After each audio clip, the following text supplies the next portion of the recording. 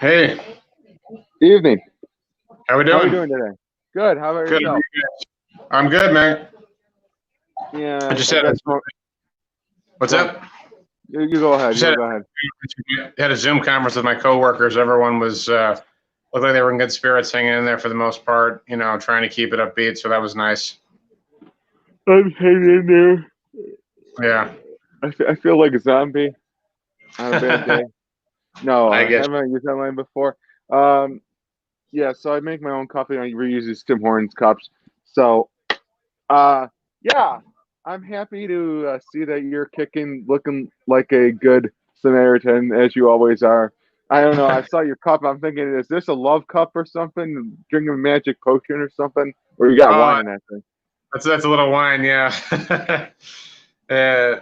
He wish he was. He wish he went to Italy. Oh, we're No, not going to no, Italy. We're not oh going to no, Italy. no. Um, so yeah, Jimmy will be jumping on with us real shortly.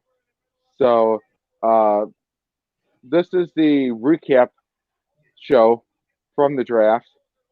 Yeah. They held it Thursday through Saturday as usual. Uh, it was kind of boring for Bills fans day one, but I shouldn't say boring, but it was to me it was like refreshing not to have to worry about what the Bills are going to pick in the first round. Are we going to get complaints on who they pick? And for the most part, it looked like the Bills did in some ways what I thought they'd do, which would stay put.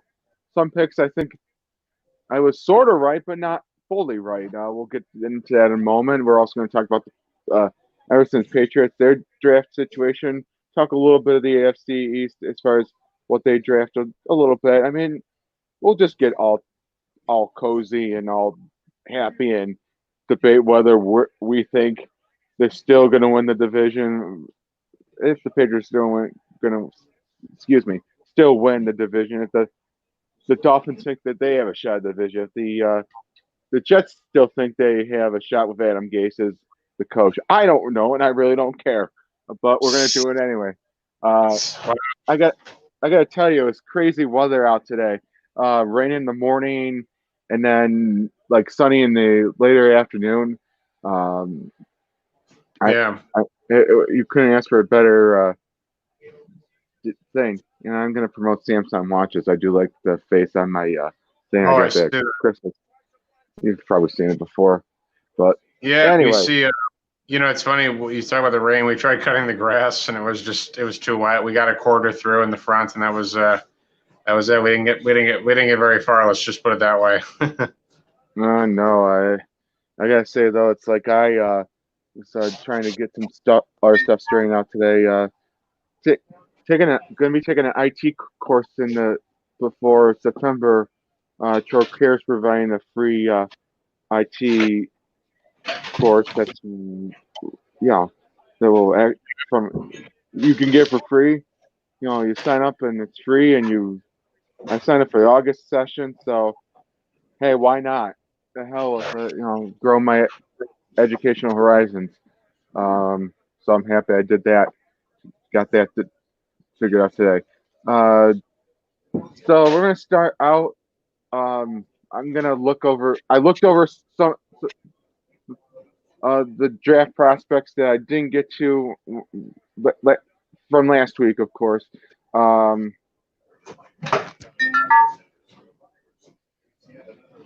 and I did pick Zach Mox going to the Bills at pick 86. I was right on that.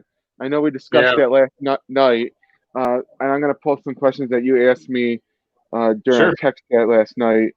Um, when a little bit later on, of course, but I want to say that starting off with Miami with their pick of Tua Tagovailoa, or how you want to pronounce his name, Tagovailoa or Oh, Tua Wailoa. Tagovailoa. Yeah, you got it. Yeah, You said it.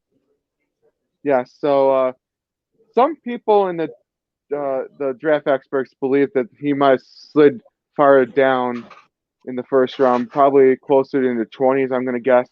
But he actually got taken by Miami with the fifth or sixth pick, which I'm actually so happy for him. I'm Yeah. happy. I'm happy that Miami took him. Yeah, in all Yeah. seriousness, I think it was, you're looking at that. You're starting behind Fitzpatrick. So I'm going to start with that.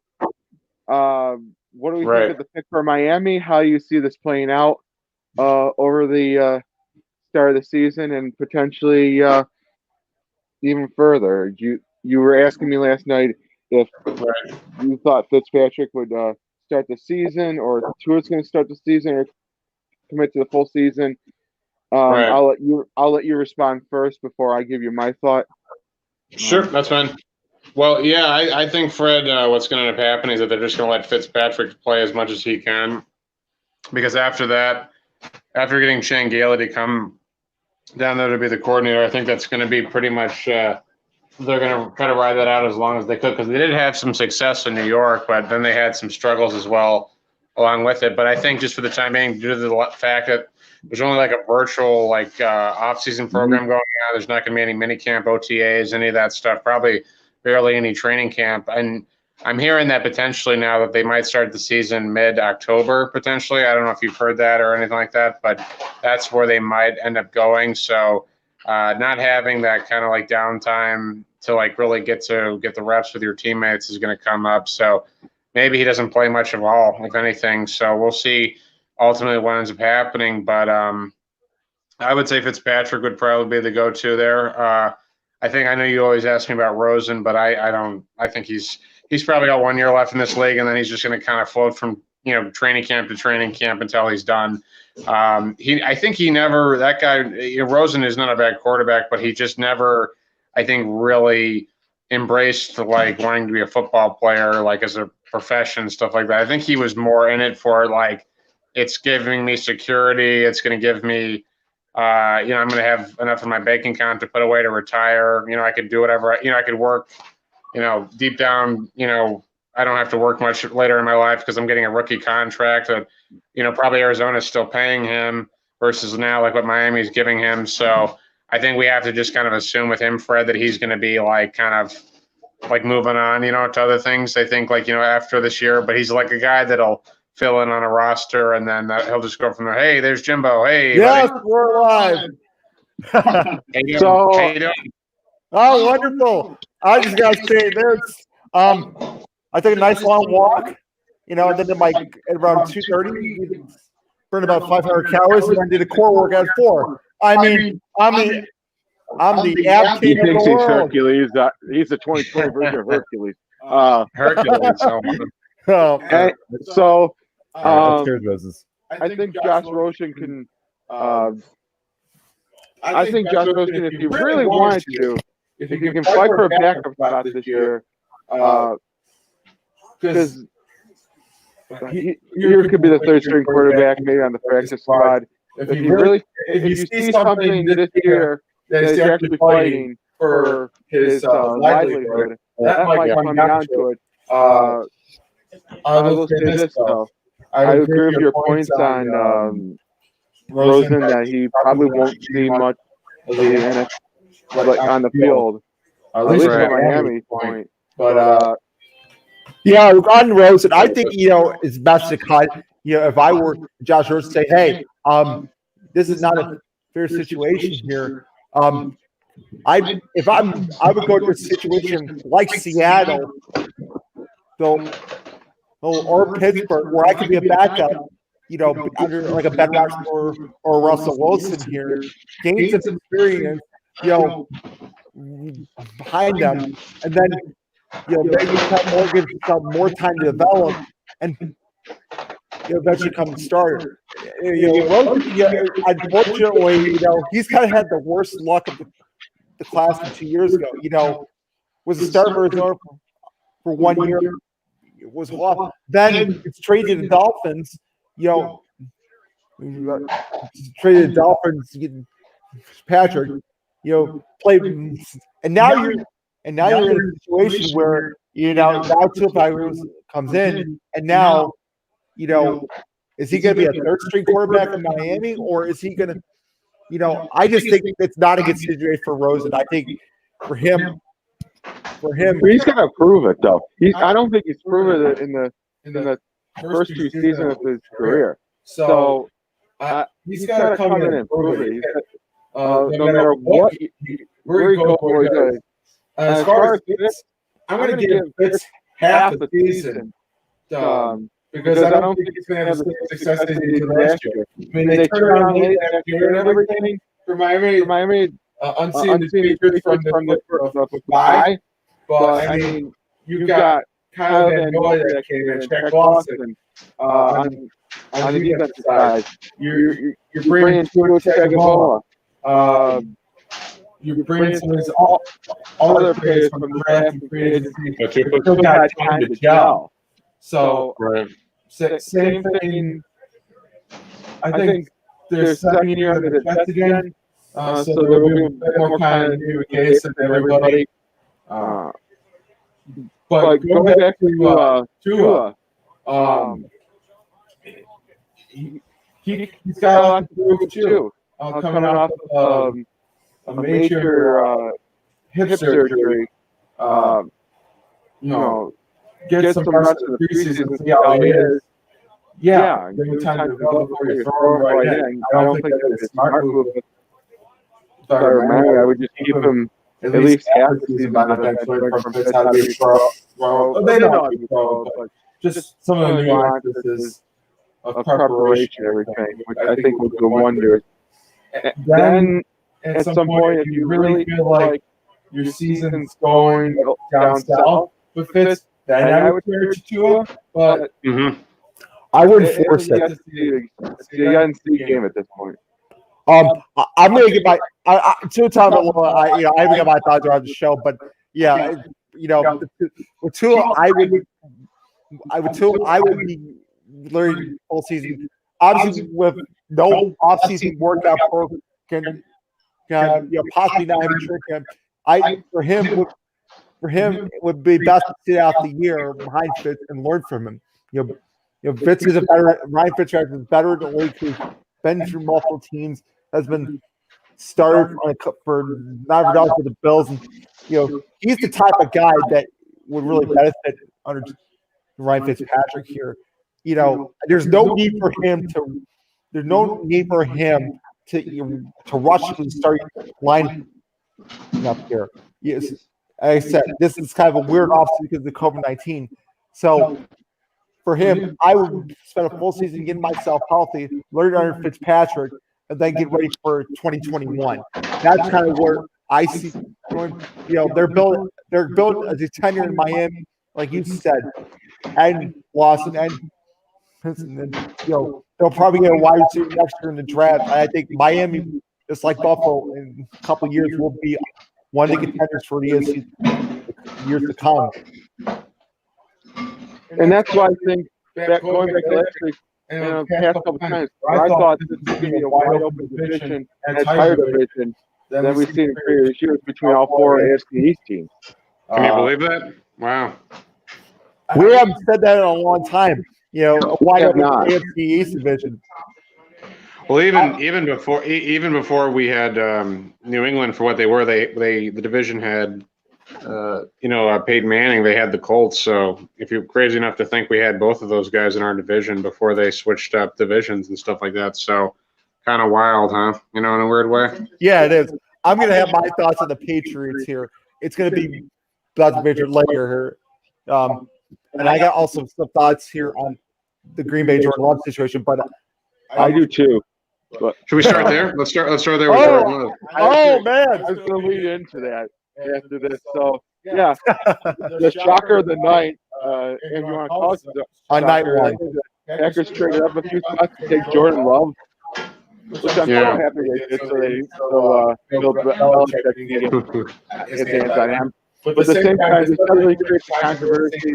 Aaron Rodgers has at least 4 years left on his contract.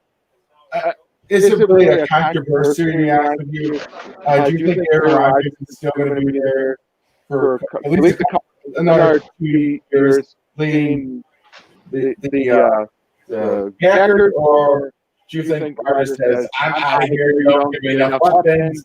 And well, I think he's it's a good point, Fred. I think 2020 Packers, obviously he'll, however much of a season we have, he'll be there to, get them to like maybe 11 wins, 12 wins, who knows what.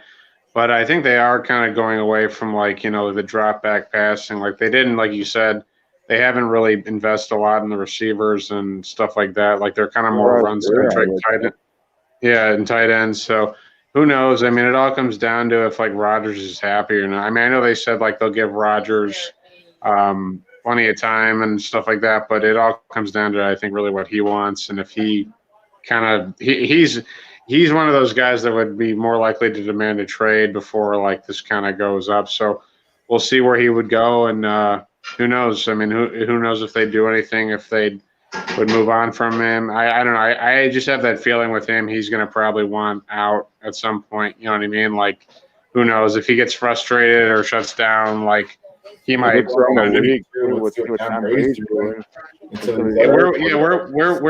would Aaron Rodgers go? That's a good question. He'd have to go somewhere in the AFC, I think, right?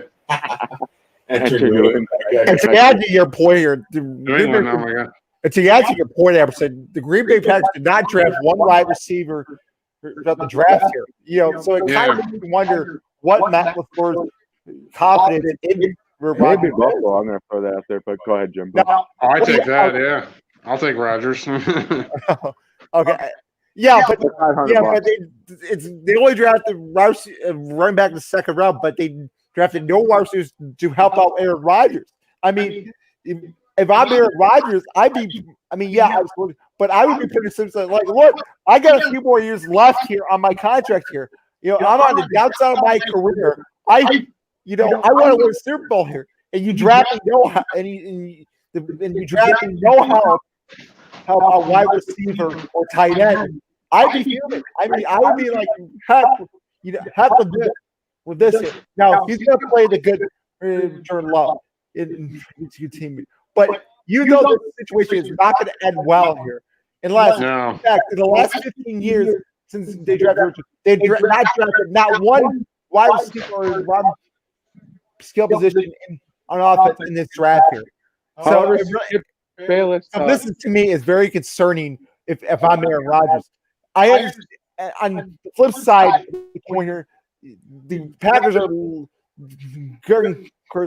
looking out for 2, 3, 4 years down the road here. This move, yeah. And I got to add that Skip Bayless seems to think that Rodgers has been on the decline over the past few seasons. I was watching Undisputed this morning a little bit. They're watching about the Sky Pippen deal, but I'm not going to bring up. I don't watch live basketball. It's okay. It's a good series, Fred. If you need something to watch, it's a good series. Are you watching, Jimbo? I missed out on 3 and 4 here. I can't. I was going to try to watch on demand, but they don't have it on demand, so I'm going to have to find. Oh, really? Yeah, but it honestly. Going back to the Packers here, this is a horrible look, for them. Where Aaron Rodgers still got 2 or 3 more years left here. I'll stop right there. I don't think it's a horrible look, but as far as like you're playing ahead, I will not. Wait a minute. It's a horrible look that they don't draft a wide receiver in a. It's a horrible situation for Aaron Rodgers. Let's just put it that way. That's what I meant. It's not a horrible situation for the Green Bay Packers because they're, like you said, they're playing ahead, but it's a horrible situation. Put Aaron Rodgers in, and also put Jordan Love in. If you're looking into, just like they did with Brett Favre and Aaron Rodgers, it was a horrible situation for Brett Favre. So it's not uncommon that the Packers organization has done this. It's just you wonder again, does Rodgers management does that leak down into the older players in this team that they're not thinking about winning anymore? I don't know. That's a fair question. That's fair. That is kind of fair to bring that up. Yeah, I got to ask you guys this. It's sort of interesting with even like last year's 2 games. Well, one was like in the regular season against San Fran, they got totally annihilated, and then obviously the NFC Championship, we kind of saw more of the same. I mean, I'd like to think, and you guys can add on to this. Like, I'd like to think that kind of played a little bit into their like psyche of like, well, hey, if we can't really compete with the best, and he's kind of like seeming like because he kind of showed his age in a weird way. Not that he's not like falling off a cliff or anything like that, but he looked a little older. I know. I don't want to quote Max, but It's more like a revenge. It's a revenge. No, he's you say I. it's Emerson says I. Max says that he's falling off a cliff. Yes. Go ahead. no. I don't. I think Aaron Rodgers. I think it just kind of showed, like, so maybe. And like I said, that's kind of why I tell Jimmy, I tell Fred this. I think partially even like Brady leaving New England, Belichick's kind of like, like, hey, we had great 20 years and we had a great 20 years together and won 6 championships, but like, now it's time to move on. And like, I think, it's time to move on and like get an athletic guy, because I feel like that's where the NFL really is going from, the Patrick Mahomes to Josh Allen's to, like a Jordan Love, Lamar Jackson, all these guys. It's just a different, Even like, Bill and even like Belichick's dog wanted to move on from Tom Brady, but I know, I saw that, yeah.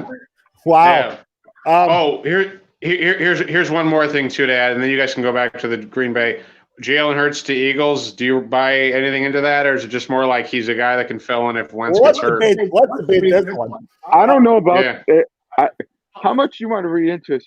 Carson Wentz could still get hurt. Maybe one concussion or two could have fear. And I have no problem with the Eagles doing what they're doing, drafting Jalen Hurts. That would be a nice move. Fits well for Doug Pearson. I mean, he can learn under Carson Wentz too, and he would be a great backup plan if things go awry. Now, do I think Carson Wentz is done by stretching means? No, thank you. I don't buy it for 1 minute. I think he's got many years left.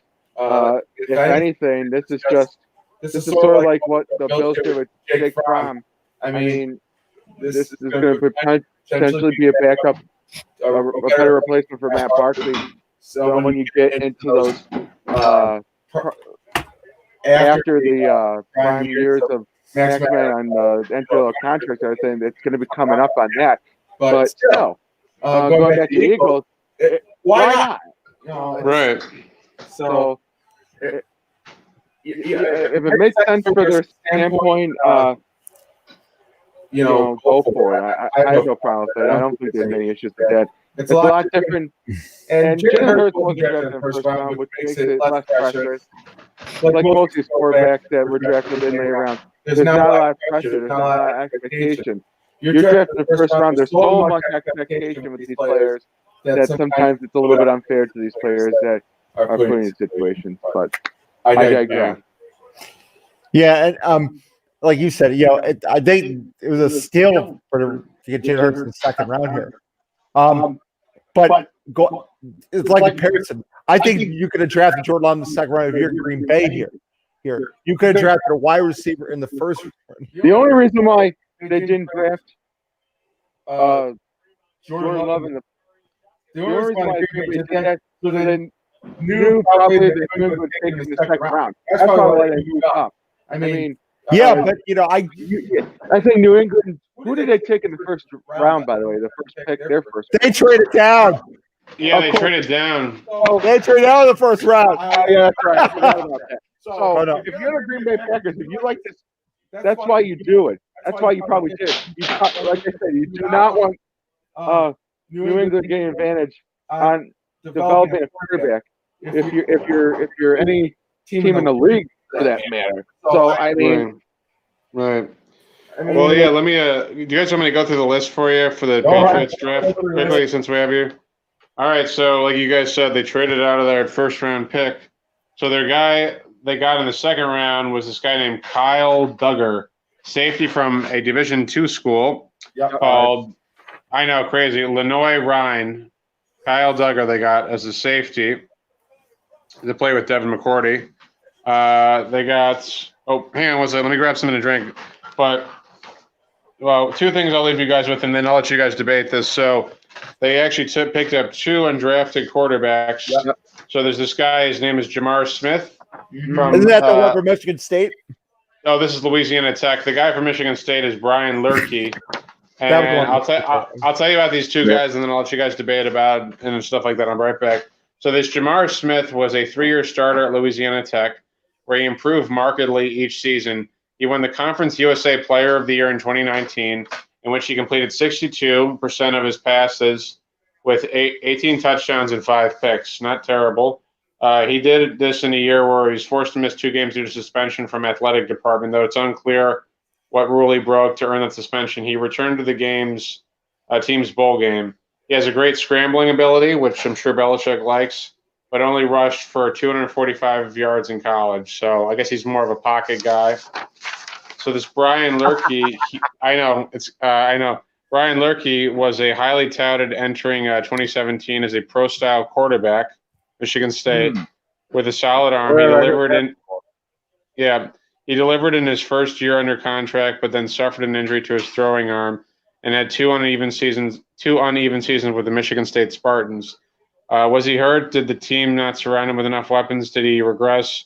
All possibilities, and the Patriots will be hoping they can bank on the natural ability and give him the right situation under which to thrive in New England. So, see, key word, bank. They're going to bank on gambling on two undrafted free agents and one on their roster. Yeah, exactly. I don't think.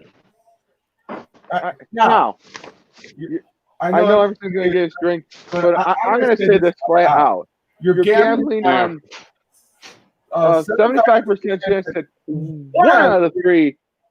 We're excluding Black Horse for this conversation because he's probably would be a better servant, but you're betting 3 out of 4 that one possibly could be a diamond in the rough under Bill Belichick. Right. Now, going back to when Tom Brady was drafted, I saw the documentary, I saw what he went through, and quite frankly, I mean that was out of that draft class. I mean, most of the other quarterbacks really didn't turn out. So I mean, you're just looking 1 in 1 million on that. Now, ironically enough, the one pick was drafted from the same college. I could be wrong. Michigan State was Tom Brady from Michigan State. No, Michigan. Okay, Michigan. So I'm a little bit off there. But to me, it sounds like them signing those quarterbacks. I don't think Belichick has faith in Jarrett Stidham. Because he would. I don't think they would sign those two quarterbacks. Let alone, I bet they're going to take him to 11 in the second round. If you know what I mean. I'm surprised they didn't take Jalen Hurts or one of the others. Well, that was the thing, though. They did not draft one quarterback in the entire draft area. All those names you talked about. He didn't think any of his core. This is kind of the thing, and I'm going to be non-biased on this here. We've always talked about the Patriots or the Bill Belichick way of how he's hitting. He hasn't had a great history with first-round talents, so it was no surprise that he traded out the first round. He's doing his thing his way. Now, his way has been successful for 20 years. Look at how many guys he's drafted that were no names and turned into stars. Or he got other players from other organizations and made them stars. So that's sort of been his forte for the last 20 years. Getting these unknown commodities or for our teams and turn them into stars in their offense, in their Patriot way. And that's really what's been now. Because of that, he's, whether you say it's whether or not you totally agree with the conference of, he has earned the right to have a pass, with his way. This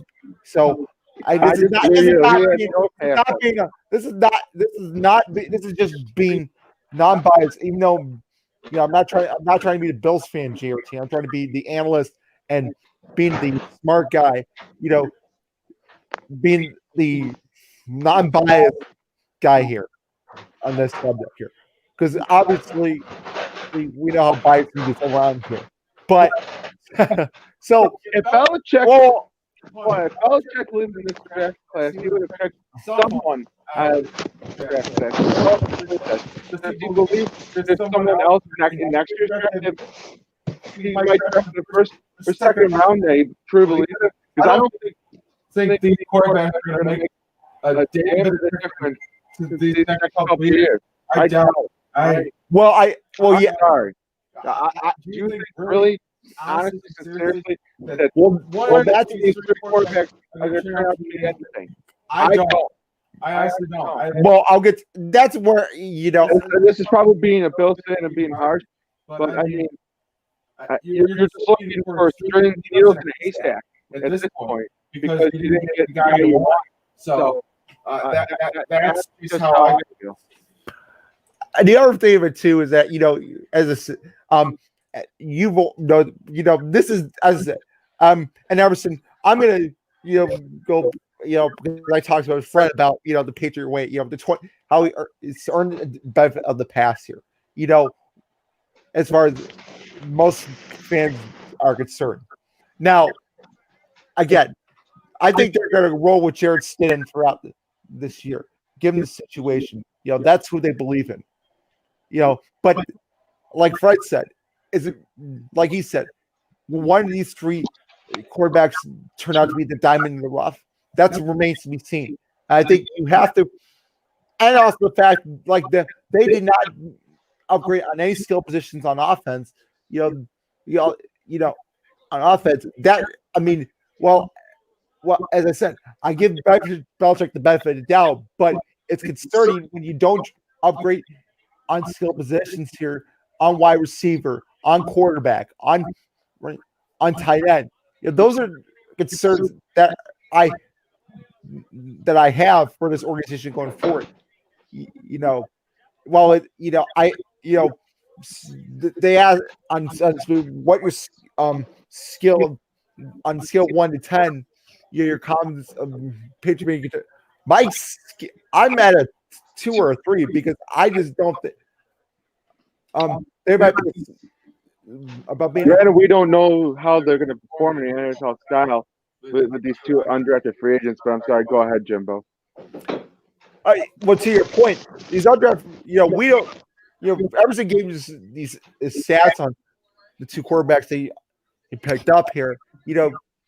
I would see Jared Stidham being the most likely option here out of the three, but out of the three, that would be because he's been in the Patriots system. Him signing two undrafted free agents tells you that he does not believe in Jared Stidham. That's just, I'll say it again. I don't think so. I think I honestly can chime in if he wants to, but I don't think Belichick believes in Stidham after. Sure, one second. Let me take another bite. Is that a hot dog? He's trying to bite on Belichick's neck or something. That's a little offensive. He's biting the arm off that he can feed. Anyway.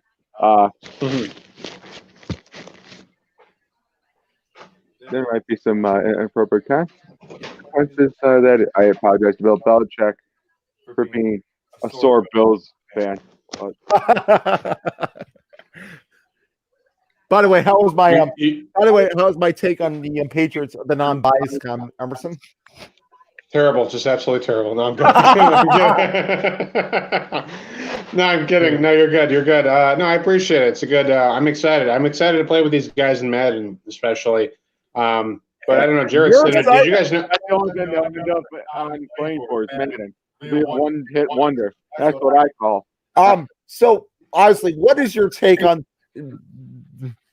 Patriots not drafted a quarterback? Do you think that they're more likely they're going to go with Jared Stidham as quarterback? But probably they're likely going to go with that. To be honest with you, but how do you feel about them not? How do you feel about them not drafted a quarterback and not upgrading his skill position? Do you think that they're still considered contenders in the AFCs? I don't really know. I mean, the good question is how are these guys going to do that couldn't create separation last year? I mean, we'll have to kind of wait and see. But I think Jared Stidham, since he's more athletic, they're going to have to kind of that's going to be the offense pretty much. So I'm sure McDaniels, I'm sure Belichick are excited to have it a little different. I mean, maybe more Belichick. Davis could be way ahead of the curve instead of McDaniels because they already have a mobile quarterback in Josh Allen. So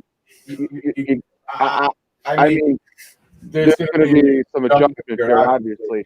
But at the same time, it's like they've been behind the curve for the past 2 years with Tom Brady. And these upward pieces, you still got Stephon Gilmore, but I mean, you know as well as I do that some of these few players don't make it to the team. You saw that with last year. I just don't see it. Some of these talented pieces that left, some still on the team. But whether or not Belichick makes this team come together and teams, especially the team, I mean, they're not going to be a 10-win, 11-win season. Like I said, they're going to be a 9-7 team. Just looking on the bubble, even though they had a playoff position, they're not going to go up, if anything. So to me, they're going to be on a downward trend. Maybe not so much in the immediate thing, but it's going to be gradual to a certain degree. Unless they find someone next year in the draft that they truly believe in. I know I'm watching more Jared than I am. I mean, Jared Stidham can really move with his feet, and he can kind of he can move quite a bit, but it all comes down to how does he kind of see the field? I didn't. Or the offensive line, let alone. Oh yeah. Should I go through the? Oh yeah. Maybe this can back up my. It's episode list. You finally have the list. Please go. Please dive in. Pooping. This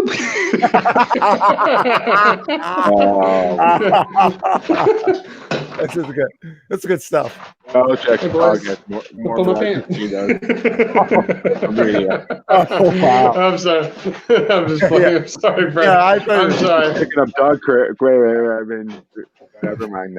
I've been the most professional out of the three today. What's going on here? All right. So let's go back to the draft picks. So we got the guy from Division II, Kyle Duggar, safety, Lenoir Rye. We got a linebacker named Josh Uche, linebacker from Michigan. So here's where, and then another, someone from a linebacker from Alabama. And this is where it kind of gets interesting. Wait, did he draft the first kicker in the draft this year? Yes, I'm getting to that. Yes, I'm getting to that. Yeah. David Assassi, tight end, UCLA. And then another another tight end in the third round, Dalton Keene, Virginia Tech. So that might be like how they're going to use the middle of the field if that's what they're going to do. So they're going to hope those guys, the tight ends, can be the ones that can create separation because they didn't have a tight end last year. Continue on. And then that kicker you were saying, Justin Rohrsterer, he's a kicker out of Marshall. And apparently they didn't have any tape on him when they stuff like that. So he's C-Rest is giving it an F grade, by the way. Yeah. Oh, lovely. Go ahead. So then we have a guard. We have a guard from Michigan, Michael Inouye. Justin Heron, offensive tackle, Wake Forest. Cash Maloya, linebacker from Wyoming. And then pick 7 is Dustin Woodard, center from Memphis. So that's your list right there. That's your draft. So let's see what they like the Bills. Kind of, yeah. It's very generic. It's kind of your generic run-the-mills. I heard some bad things on Kyle Duggar as far as his play, but I could have been. Oh, his tattoo. Kyle Duggar. I think that was the kicker. No, yeah. I'm thinking of Kyle Duggar. I'm surprised he wasn't on a reality TV show. Wow. What is it called, the Duggars? The doctors. Or wasn't there a Duggar family called the Duggars? I could be wrong. Oh yeah, where they had all those kids. Yeah, it was crazy. Why? But who knows? I'm not.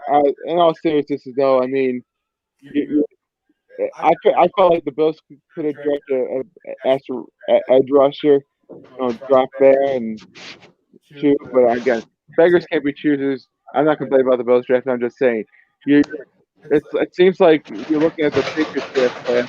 It's like there's only like 2 A's. It's only the first 2 picks, and then it ranges from C+ to B to F to D C plus. Let's see. There's That is the talk of the hand special. 3 C's, and I think 1 F, and that was the kicker for fail.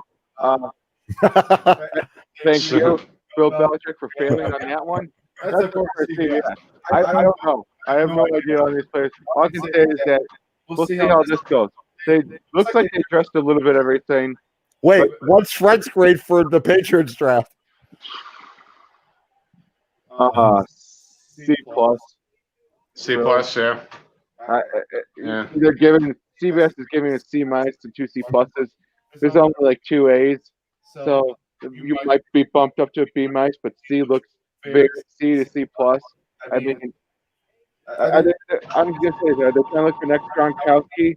Are they trying to look for the next, like all these players? Really, I mean, I'm not gonna knock any players.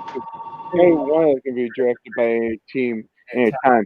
But I mean, you didn't really address your final needs. Okay, you like to use kind of sets. Where's your wide receiver?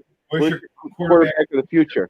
I mean, there was plenty of wide receivers, wide receivers draft, even out of round. That's what I was looking at. So I mean, you could not tell me you couldn't draft at least one wide receiver.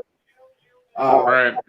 So I mean, that's all these picks between any of these teams have yet to pan out. So, but I mean, you had opportunity to upgrade your offense. I think your defense will still be pretty sound. You lost a few. Maybe that's why they're showing a lot of defense. In some defense development kind of different areas why they drop back. I get it, but you can at least get a draft one wide receiver. But Green Bay could have drafted at least 2. How? The Cleveland Browns drafted 3. They needed one. Yes. Yes. We're gonna pick on the Cleveland Browns. Oh, let's not talk about the Cleveland Browns. Well, this year we don't have to. This year, no. well, at least this year, there's not much to talk about the Cleveland Browns. Pretty much. Oh yeah. So here's my prediction for the Patriots. They're going to be 8-8, and then I think the Bills will win the division. They'll be like maybe 10-6 again, or maybe I'm not jumping ship, Emerson. I'm not jumping the flag. You gotta beat the man to beat the man, if you know what I mean. Mm-hmm. So, 8-8 sounds reasonable. I'll keep saying 7-9, 9-7 between a lot of these AFC East teams. Bills potential 10-win season, potential be more. I think they're looking up to go deep in the playoff run this year. If not, be a Super Bowl contender. Let me give you my prediction. I'll say Bills will go 10-6, and then after that, I'll say New England will be 8-8, and then I'm also going to say the Jets will be 8-8, and then it'll be one of those games that they pull away at the end, and then the Dolphins will probably be just like maybe a 7-9, 6-10 team again. Okay, I gotta do my prediction here. Sure. After this draft, I'm gonna the Bills are gonna be 11 wins and 5 losses on this one here. I bumped it down. He's revising his picks.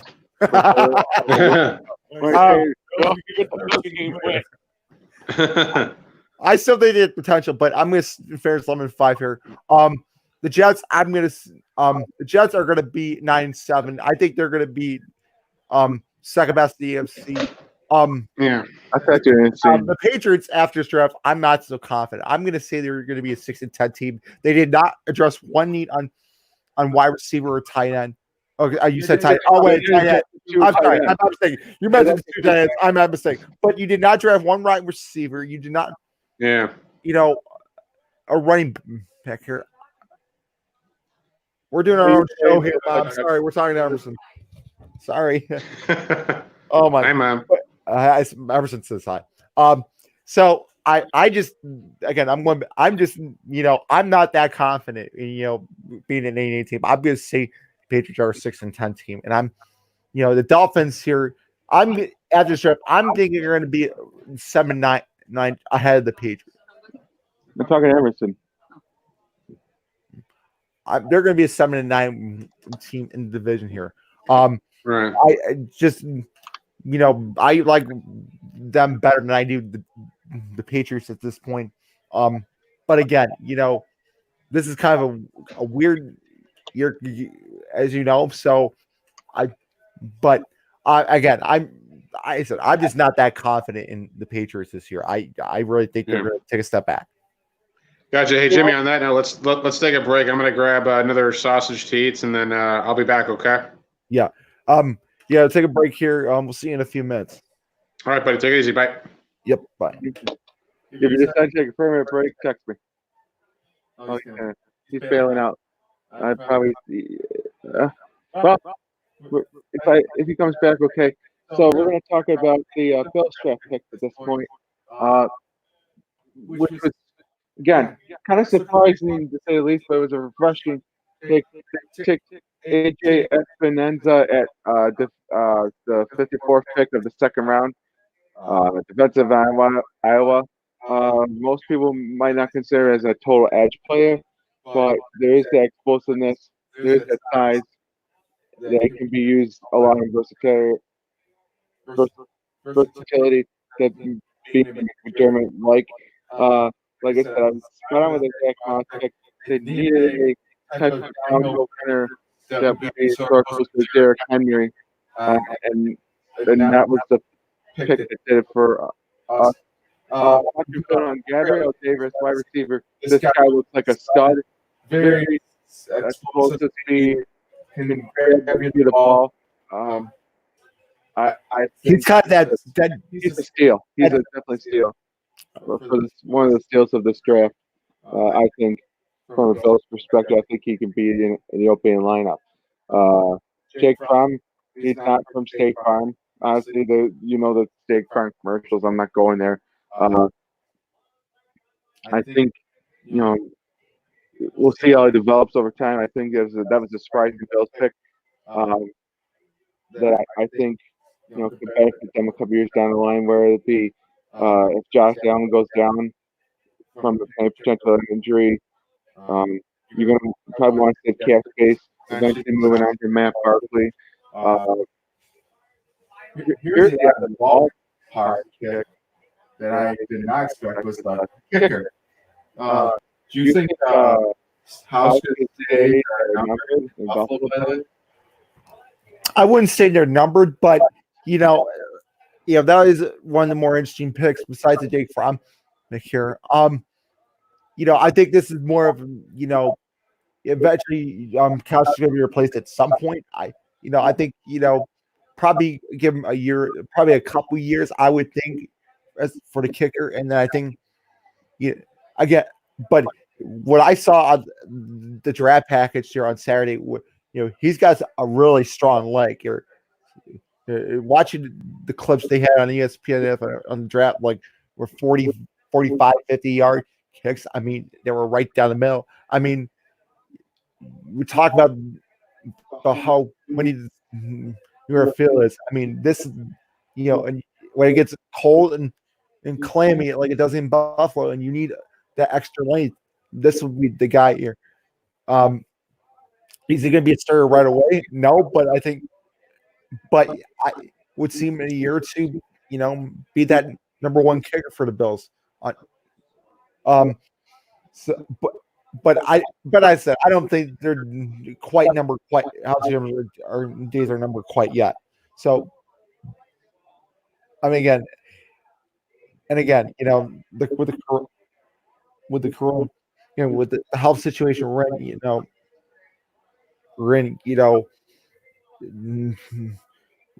it's going to be interesting whether or not they bring Trinket. So I think House just going to start this year. Still, I don't see there's going to be too much of an issue. Yeah, I feel that I think eventually Houska will be replaced. Whether it be this year or next year remains to be seen. But you got to look at the cap situation I'm assuming dead cap will probably count against towards the Bills if you cut Hauschka. I wouldn't know how much, but I would assume Tyler Bass from Georgia Southern. Southern. Yeah. Yep.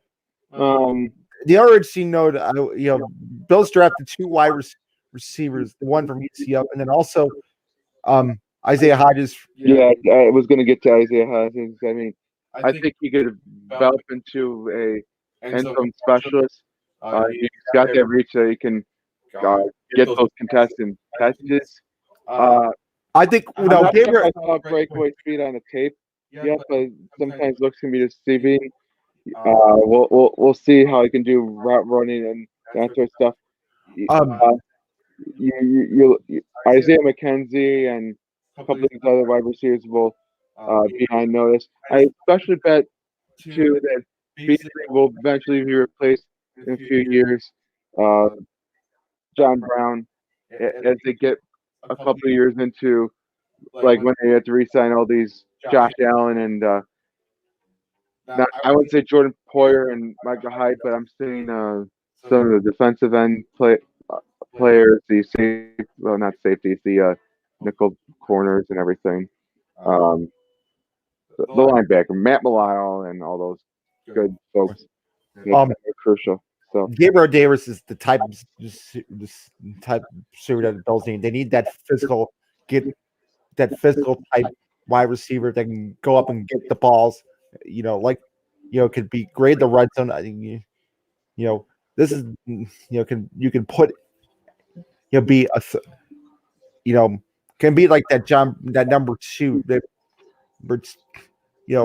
like has the size, the height.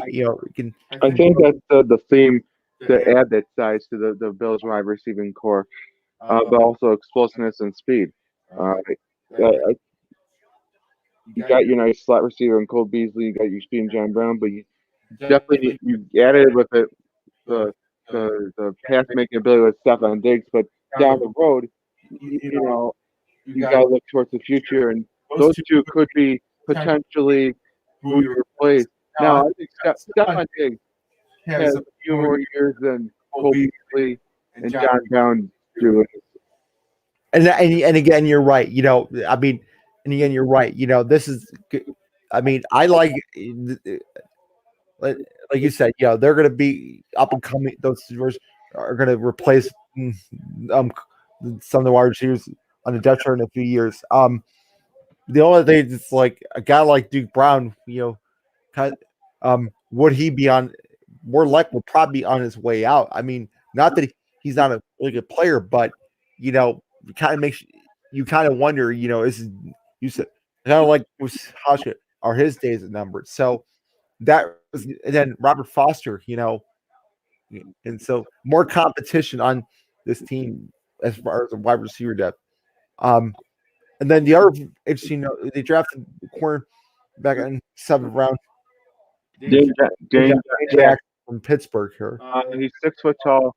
I guess he posted a double digit pass breakups. I'm reading from Roto World for 3 state students in Pittsburgh. He's got a feisty competitor. Notice I'm telling him, he's going to be physical. There's some things he's got to work on as far as discipline from what I'm reading. Isaiah Hodgins, I'm reading projected career starter. For the Beavers. He looks like he's a route runner, tracks the ball very well. Big frame. Honestly, I say he's probably not going to be the fastest. Not like Gabriel Davis. I think Gabriel Davis is going to be a long time wide receiver this league. From last time too. So you're again. I also forget to mention that they actually had a 5th-year option to raise white quarterback.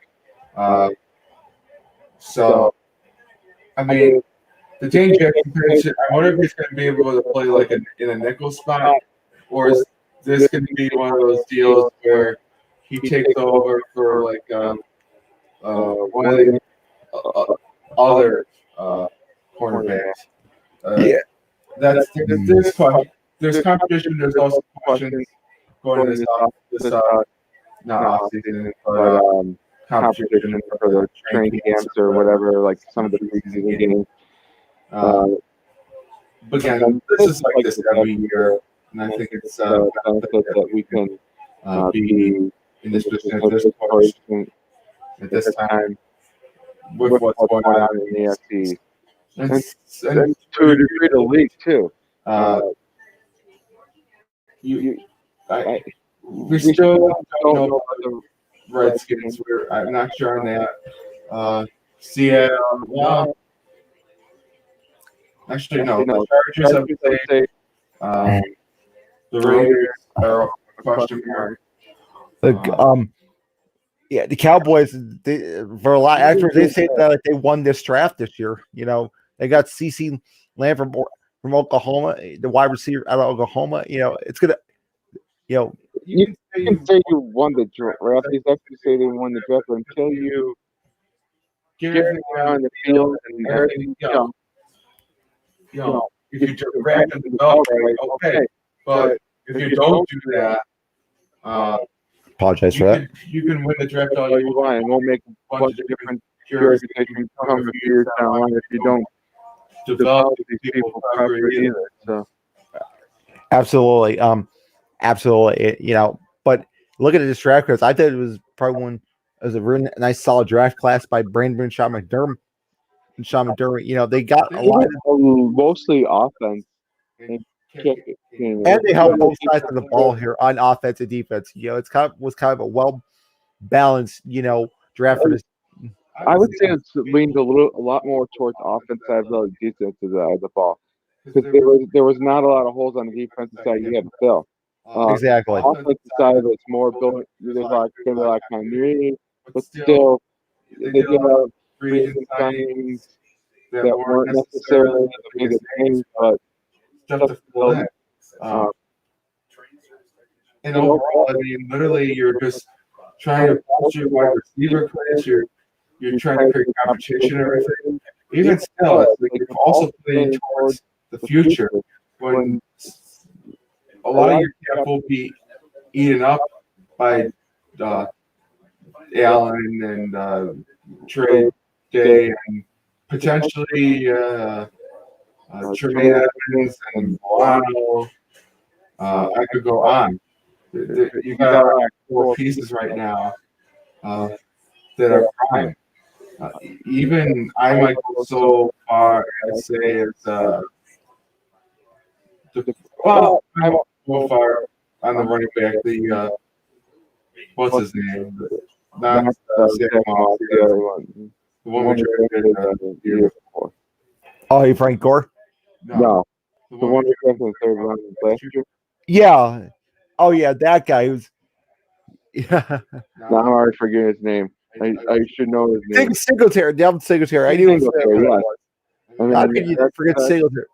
Here. But yeah, Zach Moss is going to be that third down back. Going to run downhill. It's going to be, you know, inside the 1 yard line. It's going to be that grinder type back.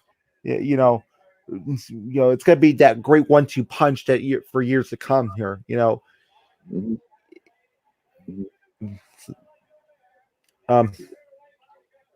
So we also know that Kenseth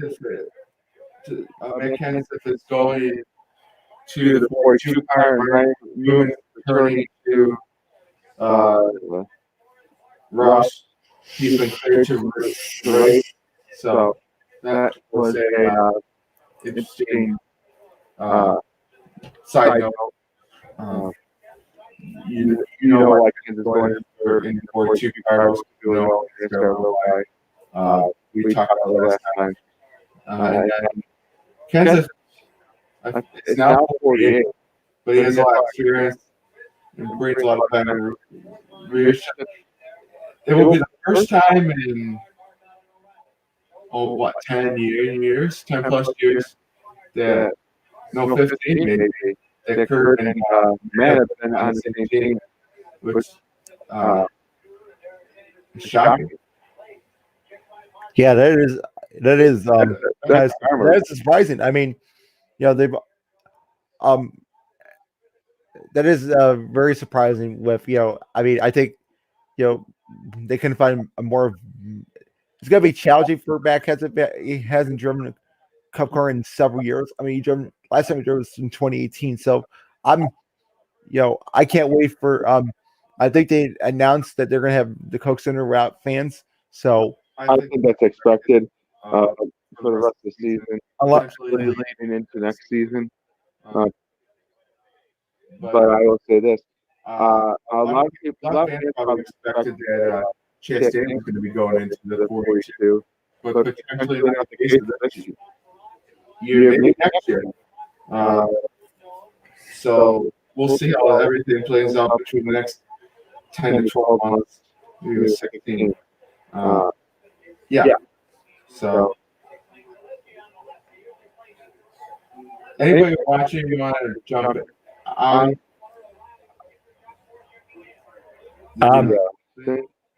not today. This is kind of a surprise thing. Didn't post that on the Facebook page. It will be uploaded to our Facebook page. It's already being recorded on my YouTube channel, of course. So yeah. Final thoughts on Final thoughts. Go Bills. And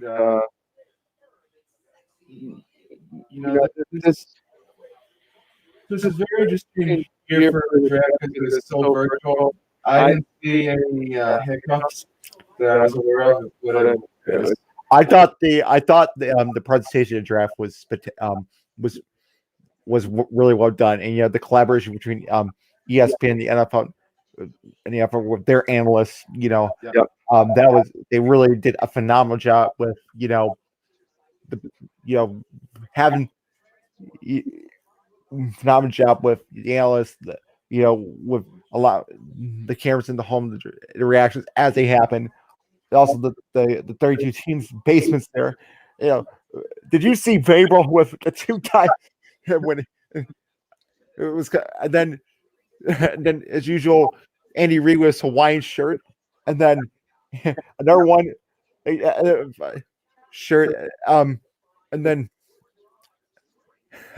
Bruce Arians with his oceanfront property in Florida, and then man, there's a lot, and also the stories of the draft picks too. Some came out of retirement and for Irish on Sunday, and he didn't have the greatest luck. I like that. Does he ever not get Rick these days? Or can't finish at least top five? It's iRacing, Fred. I know, but you could be doing better. By the way, you are hurt. He's not representing the element name very well in iRacing. Hope he gets better on the actual track. Come on, Chase, give me something here. Stop wrecking and doing everything. Okay, one more thing before we go here. I was listening to the ESPN this morning. Marty Brown does his this or that thing every Tuesday and Friday. Of course, it's not been on TV; it's been only radio only. But his first this or that date about we're in this quarantine. Which would you rather do, overeat or overdrink? This or that. Oh my God. That's a tough question for me.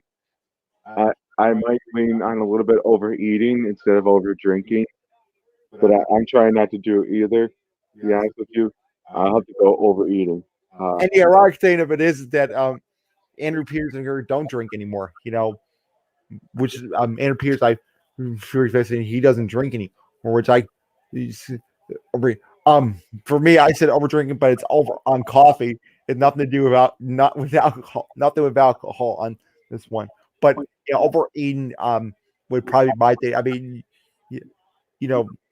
too much beer can be. I mean, if you have a little too much food, it might last you for a few hours, and that's it. We can burn off. But over drinking, that's a little too. We're not like our cousins here that drink. Like, well, no, let's not get into that. No. We're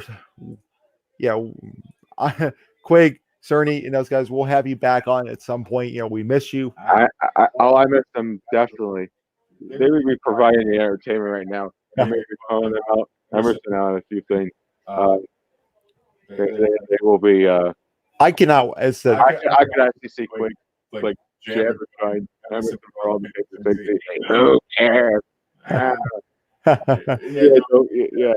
we had. But hopefully, Wednesdays on Serious Podcast version of Paragraphs, I would love to have Martin as a guest. I would love to have Maya Brown. I would love to have all three of them. That way I can bring up the Subaru story. I wanted to make clarity on.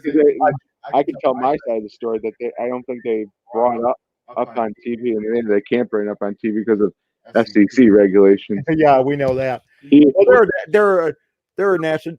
There's a televised show. Western Oregon. The FCC is gonna. We know they're on. Of course, right now they're only on radio, but when they're on TV, yeah, they're on right now. They got another. And then the John Murphy show too. With Steve Tasker. Here. Oh, and they also debuted a new series for Bob Series called the Royal Roundtable. Yeah, it's the Royal Roundtable. They had their first episode. They had Kyle Poso on the show to talk about the Jordan Dawkins matter. I would say this though, it might become the Royal Flush and the way things are going, but that's nor here or there. Anyway, we are going to sign off. Yeah. Again, one more time, got to do it every show. I got to get in the promo. Check out our Facebook page at SIM Podcast WMY on Facebook and on my YouTube channel, Fred RT. As you can see in the, my name's Sake on here. Harp and Stream. So. All right. I'm James, and he's Fred. We'll see you next time. Then we'll say thanks, and we'll see you soon.